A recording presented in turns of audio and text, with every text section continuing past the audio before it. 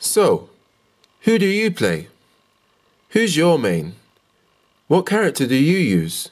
It's a question that's eventually asked when you're talking to a fighting game player you've just met. Yeah man, I play Ryu, is the type of answer you'd get. I play Cammy, I play Akuma, or I play Rufus. My own personal answer would be, I play Makoto, which has been the case ever since Super Street Fighter 4 hit the shelves. But I've always believed that who I play should just be as important as who I am. The guy who plays Ryu is one of many, but what is there outside of gameplay that separates him from the rest? When we play these fighting games, we essentially take control of avatars that act according to whatever we command. I play Ryu, but Ryu doesn't play me. Well, duh, some of you may say, and rightfully so. The point is, rarely do we get to see the personalities of these people who control these characters on screen. It isn't just the Mike Rosses or the Filipino champs that have interesting personas which have become intertwined with their chosen fighters. The rest of the world has colours just as vibrant. And I hope to do what I can to show the world some of those people. The people behind the pixels.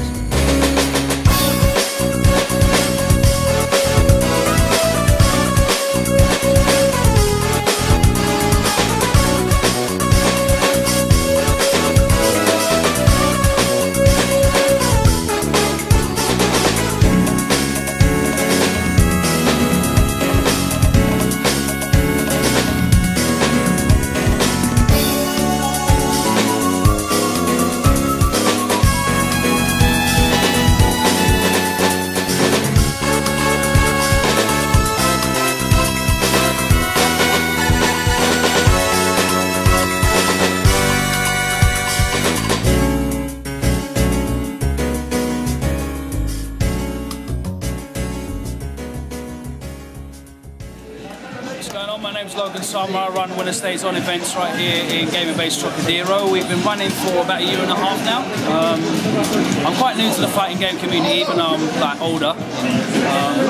But Street Fighter 4 was my first game that I ever played properly. And basically how Winner Stays On came about was our internet connections here in the UK, very variable, sometimes really bad, sometimes really good. My one where I live is terrible, so I don't really get a chance to level up by playing good players online. So I just started doing like sessions down here, like it's a, how do you describe it, like a LAN basically. It's like a LAN venue. You can hire setups, Xbox, PC or whatever. Come down here, hired some setups. We all started meeting up every week just to level up towards SVB, which is like our biggest yearly event. And from that it just turned into a weekly tournament rather than just a casual ranking battle. So now we just run tournaments every week. When Marvel 3 came out, we went twice a week, so we do once a week for Street Fighter and once a week for Marvel. We have all the best players in London coming down, you know, every week regularly. And you know, now it's a place where you can, you know, we hooked up with Worskeith, who now streams us every week.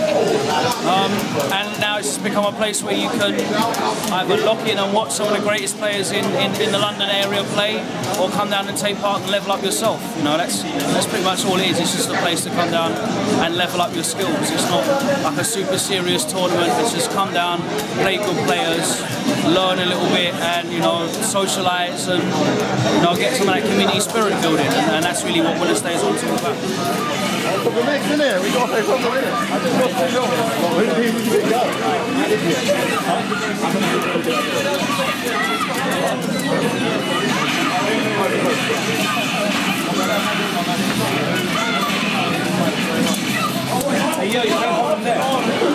Can I have Taha versus VVV here, please?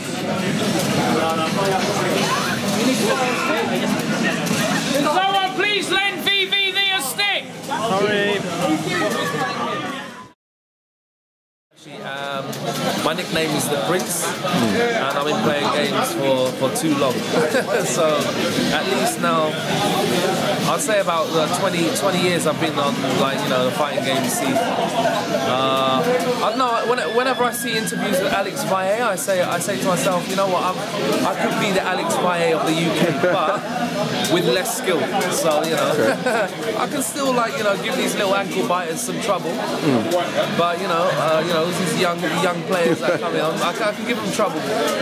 But, yeah, you know, as I'm getting older now, I'm 36. So 36, and you're still, have you ever gone through a phase where you felt like you're too old for these games, or has it always just been straight through, you never felt like you was too old for it? I don't think I'm too old for these games, but everyone around me, my family, they think I'm too old for these games. But, you know, it's what I've been doing for the last 20 years, so it's just second nature to me. It's my hobby. How do you feel about the current scene? And where do you feel it's going? Right, yeah, it's such a hot topic, man. It's crazy. Okay, I'm just going to be quite frank here, because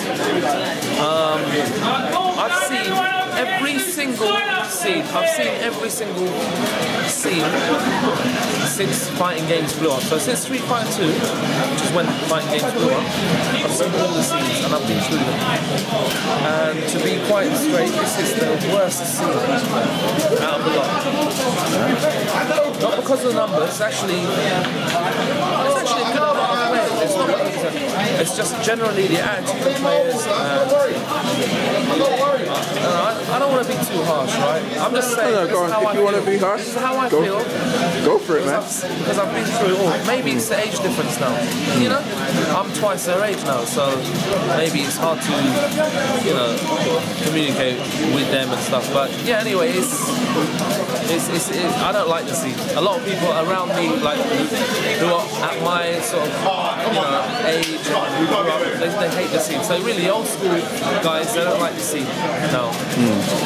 You know, everyone's too arrogant. You know, it's things like that. So I'd rather not talk too much about the scene. I just hope it improves.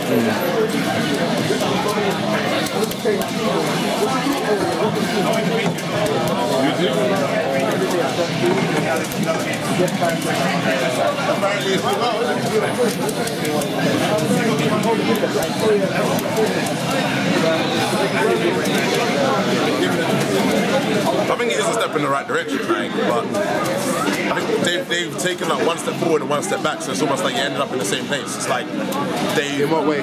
Well, say they've taken away things like Tron Assist and Hang On Hard Knockdown, which is fair. That had to go. But then they'll do things like they'll nerf certain characters, like hit stun, the amount of hit stun they put on the opponent. And then if you look at Virgil, if you haven't seen Virgil's new combos, he's doing combos that are longer than anyone I've ever seen before. It's like we're back to square one. Do you know what I mean? Only with Virgil. But besides, everyone else is like just not decent, but they've been like toned a bit, so it's like feral. Yeah. Then like Virgil comes along.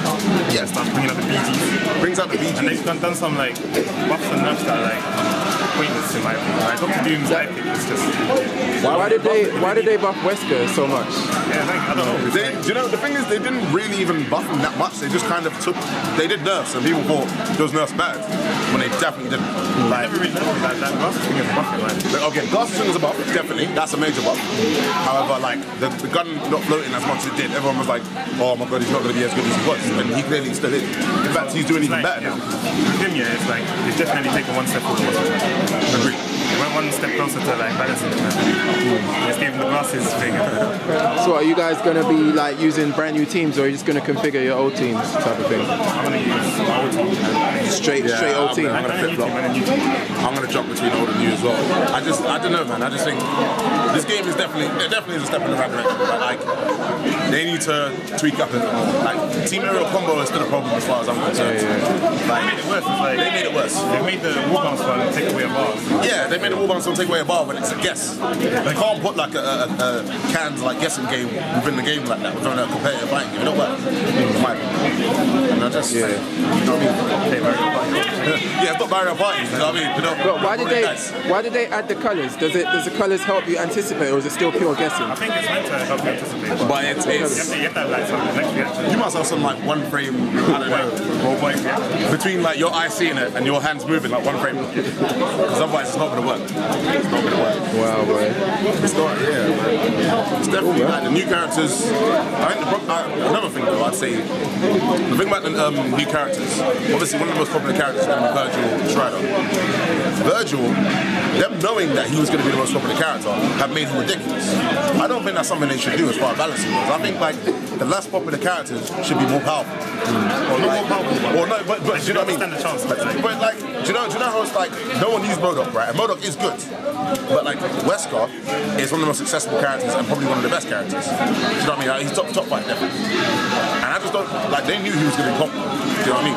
But you know what it is? I think it's because some characters are just like easy mode characters where like MODOK can do a lot, but why put the effort into learning MODOK when you can do what MODOK can do with half of the difficulty with Wesker? But that's why easy mode shouldn't be instant gratification to the point where he's doing more than some people would do that takes a lot. Like if you look at a Storm combo, where you're doing all the gasness, where you're just doing a lot of damage, a lot of hits and this very high execution, you're getting about 500k. Do like what? Light, medium, heavy special, medium, heavy special, OTG, do you know what I mean, etc. with Wesker, you're getting about 700-800. Do you know what I mean? It's I think it's like every character is like to get the most out of them, you have to put in a lot of work. Like people like Wolverine and that, like throw them and then 2 people die. My name's Leo. I play Sagat as my main character in Super Street Fighter 4. Been playing fighting games since ST, the very first one. Been coming down a lot lately to Winner Stays On. Definitely think offline games are better than playing online, just purely because there's the lag-free feel, and you can level up, get used to the tournament atmosphere, and get used to the hype. Really, you don't really get that at home, so definitely think it's a great for you to come down to level up, as I have. So hopefully there'll be some friends who'll be playing Sagat, and you can see the level of play.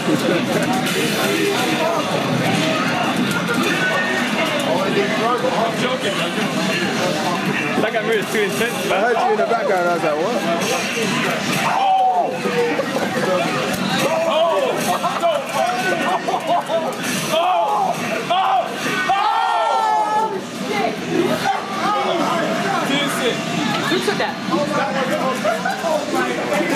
Hey, my name is Afi. I'm from the UK. Obviously. I play Guile as my main and DJ. DJ is my second. But like, because of 2012, I felt like I had to pick up a new character, so DJ. So yeah. So how do you feel about the current scene? Well, actually first, how long have you been playing fighting games? And well, I've been playing fighting games for like... Why are you choking for, Black? It's because you're here. I've been playing fighting games for a long time, obviously since I was a kid, so that's why I decided to play SF4 when it came out. So like, I played, when Vanilla came out, I was like, wow, I really want to get into it. And then I found out about this scene. So what happened was I used to go to Trocadero a lot. So I went to Trocadero and then they had the first arcade cabinets for like, in London for SF4. And then I saw like, seriously, a horde of people. There was like 20 people around 2 arcade machines. Zach Bennett was on like an 80 win streak with Sagat. And like everyone was trying to off him, Hatib, the Prince, Reinhardt was there. But like, that was basically my first like encounter with the scene. And then through there, like I thought, oh, I really want to get into it. And that's how I got into it. So you wasn't playing any Street Fighter game or fighting game like hardcore before that? No. This is my first hardcore. I thought you was like in the scene for a way longer time than that. No. It's just when Vanilla came. Vanilla's the game that brought me in. So, and I was well known because I was the only guy on player in SF4 because he was shit. Well, he wasn't shit. I thought he was underrated, but everyone else was really, good. So, yeah. So, like in London, I was kind of known as a guy player. What's up, cool? What am I recording for, man? Huh? What am I recording for, bro? I ain't saved. I ain't cut. Look at this. You see this? Next week. What's this, man? Your Rick Ross beard, bro. Oh, Rick Ross. Rick Ross. With this time, I'm supposed to be at 6 o'clock. 6 o'clock, blood. What time you call this? 9:30. I was eating, man. Eating and gym, man. You gotta keep strong, bro. Keep that Sagat strength. What is my name? My name is RMZ. I play Sagat. I'm playing on. Playing right now. Playing games. So you see who I'm playing. I play bro. Sagat. So let's go. Sagat. I thought you played Balrog, man. Why you go back to Balrog? I play Shadaloo, man. I made all of Shadaloo. So I'm gonna be playing now. So good shit. I will catch you later, bro. Well, Logan here.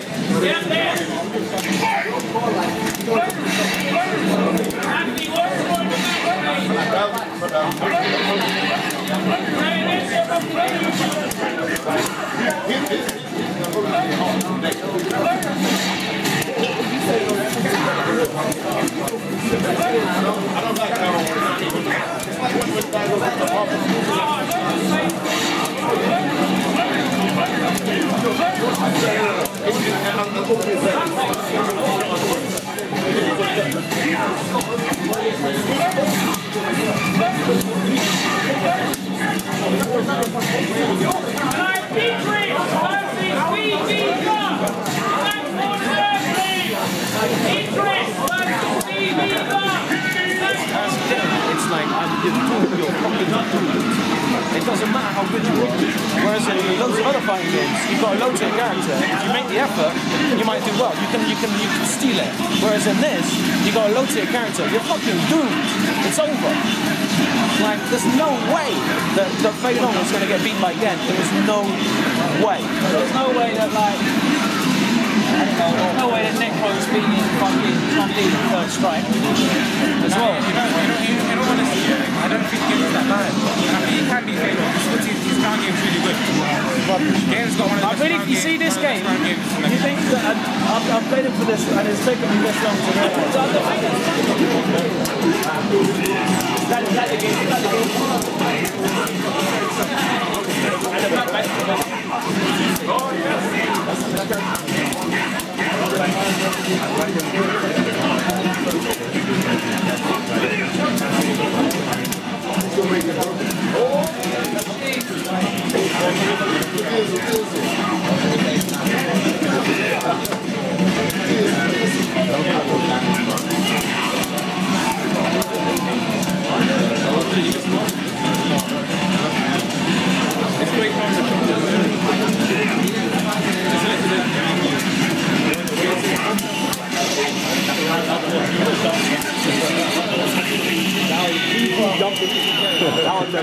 That's how you don't anti-air.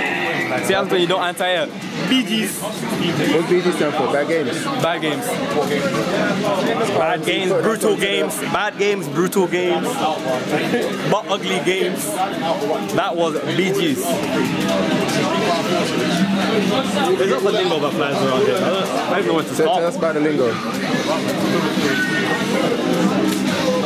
Hey Aaron, lingo. I gotta explain lingo. The lingo.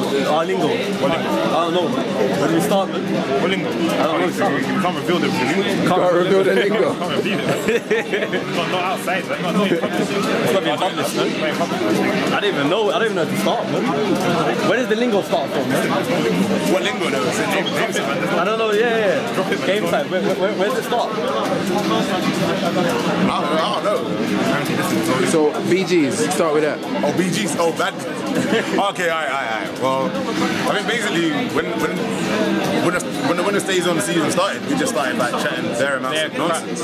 Like when me and like Helter Skelter or like anyone else would get on the mic, we'd just be saying all kinds of crap. So we'd have like BGs equals bad games, GGs equals drag games. Wait, what's the difference between dry games and bad games? The dry games are boring. Bad games is when you play Marvel. Marvel is just bad. There are no good games in Marvel. You say BGs. And drag games is just when you're just being so defensive. Like you're just not moving. You're just for the record, like Capo made up BGs and Gs. You made up BGs and Gs. All the words, every last word they say, I said it all. That's enough. You said it. What's that, drag games? Apart from drag games, I think drag games. Yeah, alright. The drag games is a Chrome Alchemist trademark, definitely.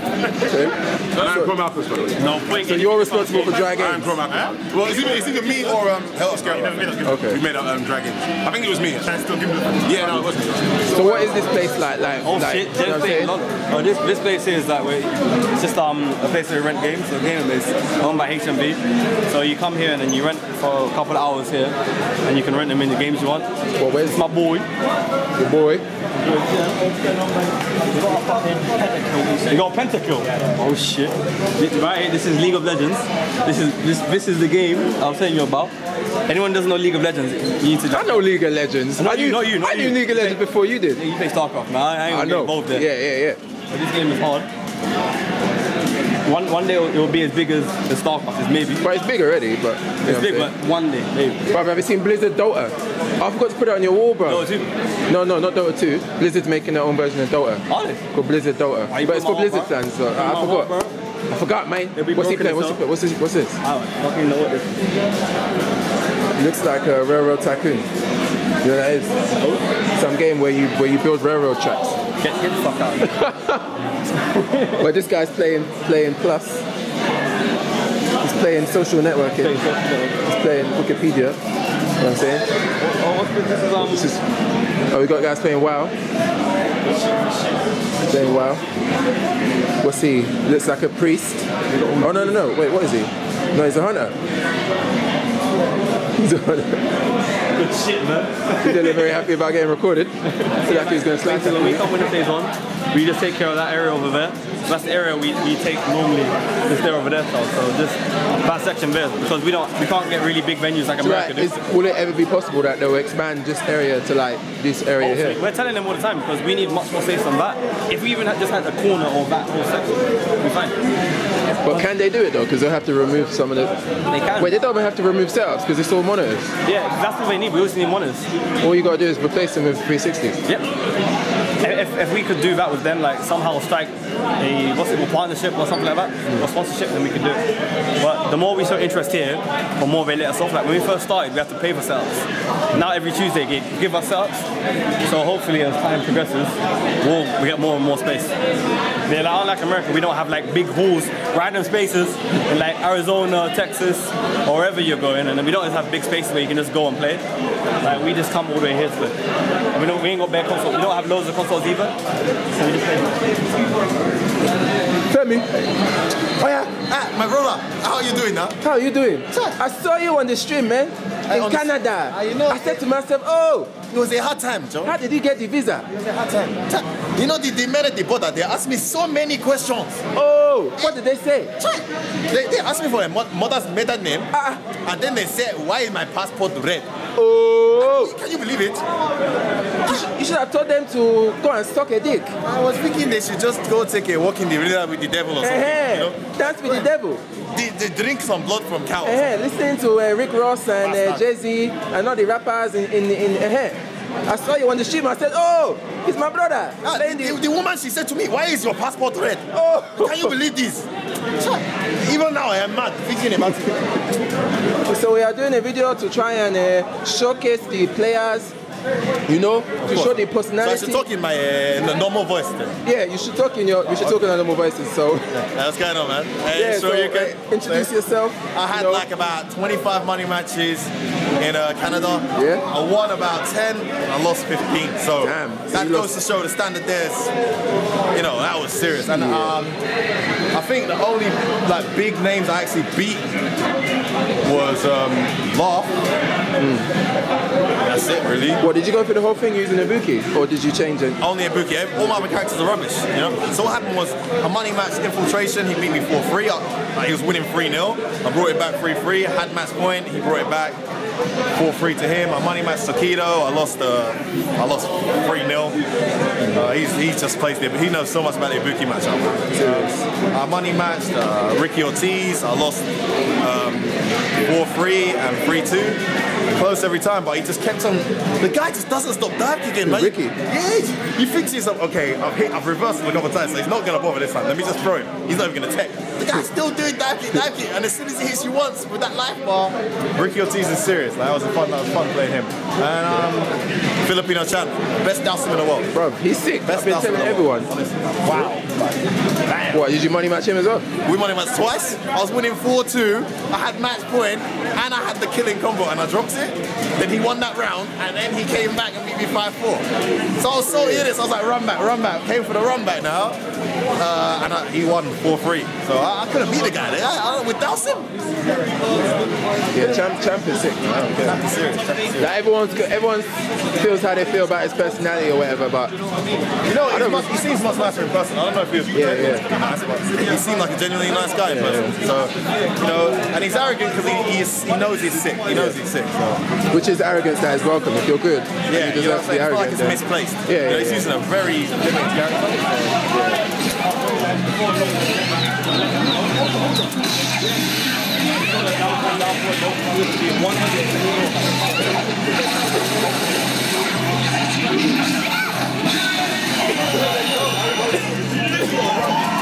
How to play on yesterday with EX uppercut, line up, line up.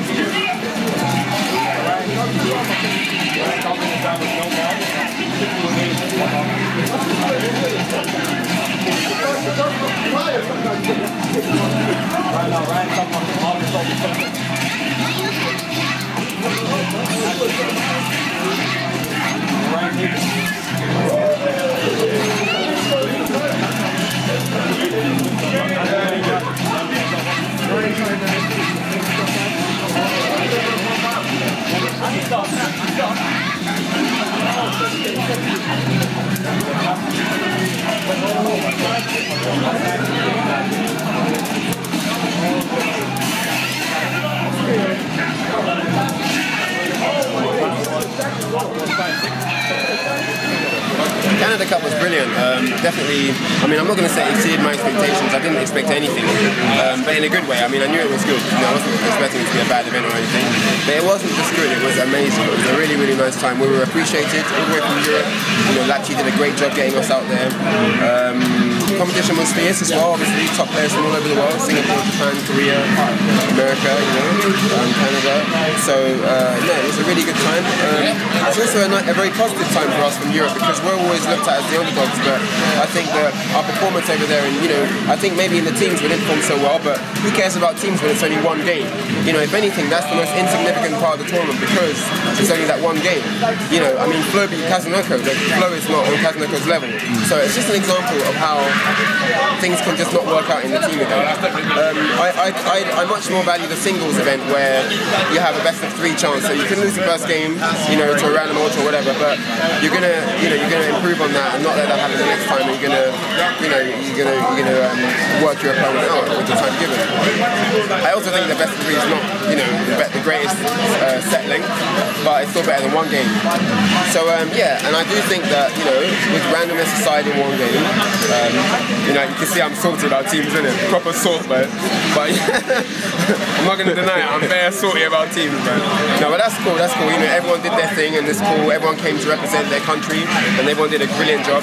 But for Europe, I'm really proud of the guys because I believe that in money matches and in singles, we showed that we're not free. You know, we can compete at the highest level. We placed really high. You know, higher than a lot of other really top, amazing players who are famous or whatever, really known worldwide. So no, I totally think it was a great experience. I've been around to quite a few tournaments, but for the other guys who haven't travelled less, I think it was a really good time, a really good experience for them to see, oh hey, you know, we can play. It's not like we just win in our local area and then go abroad and get wasted. Like, we can actually play. And I believe that Europe will benefit from that greatly, and we'll be a stronger continent now because of that. You know, because we've been abroad and we've seen what we can do. So, but yeah, that guy, Lapchi. Oh, let me just take a pause, man. Lapchi, that guy is awesome. Like, there aren't words to describe how much gratitude we showed. Did he pay for you guys to fly out there? It's not just that he paid. I mean, any rich guy can pay, but it's not that, like, he cared about us. Like, you know, he cared about how we were. You know, he looked after us. Like, he made sure that we were happy with and comfortable with everything. And that takes kindness from the heart. You know, and he's just such a great guy. I mean, obviously. You know, you don't even need to, I mean, can't even imagine how much stress he went through getting this all together for everyone. I think he got like, I think he paid for like 50 players or whatever plus to go out there, which is amazing, amazing. But at the end of the day, he put together one of the best events of this, of this time. And I believe that there isn't anyone who wins a Canada Cup that doesn't want to go next year. And that's a big deal. That's good. That's a big deal. Now, as far as where I believe the community goes with Street Fighter and stuff, I think it's getting bigger and better all the time. I just came back from France, where we had basically what could be described as more or less a Street Fighter performance held in a very famous theatre building. And all it was us putting on a show for a crowd of over 1,000 people. Just non-fighting games. Sitting down, playing Street Fighter at the highest level we can, and performing in front of over 1,000 people who had only paid ticket entry to come in and watch experts play video games. Really? And that is new. This is a new thing that's going to get bigger and bigger. People actually have grown up to appreciate video games now. Is there a name for what it is, what they're calling it, or? I don't think it's labelled as such yet, but it won't be long before it gets a label. I mean, but the fact that people are happy and content to pay money, I mean, you needed to see the queue. The queue was all the way down this really long road, and then it veered round the corner and went all the way down that road as well. I mean, people were queuing up, and it wasn't good weather, it was cold. It was cold. People were queuing up outside for ages before they got in. And when they got in, there's no setups, it's just floor space to stand, like if you're at a concert or something at the front, in the standing area, and a bar to buy drinks, beers, peanuts, snacks, whatever. That's all it was. The only entertainment, the only attraction was top gamers on stage performing for you. And these people were happy to pay entrance fee, buy a ticket, come in, and watch this event. And they all loved it. It's called O Gaming, if anyone's interested, they want to watch it on YouTube. It's called O'' Gaming. And I think they do this every month or something, or every now and again. And they also had StarCraft as well. So it was a nice combination of game genres. It wasn't just fighting games. And it really worked out. But I mentioned this because I think this is a good direction for fighting games now. It's a good way of getting fighting games more mainstream, getting them to have more positive attention. And I really look forward to seeing where this is going. It's so exciting. But as far as Canada Cup goes, had a great time. Can't wait till next year. I'm going to train hard and try to win it next time.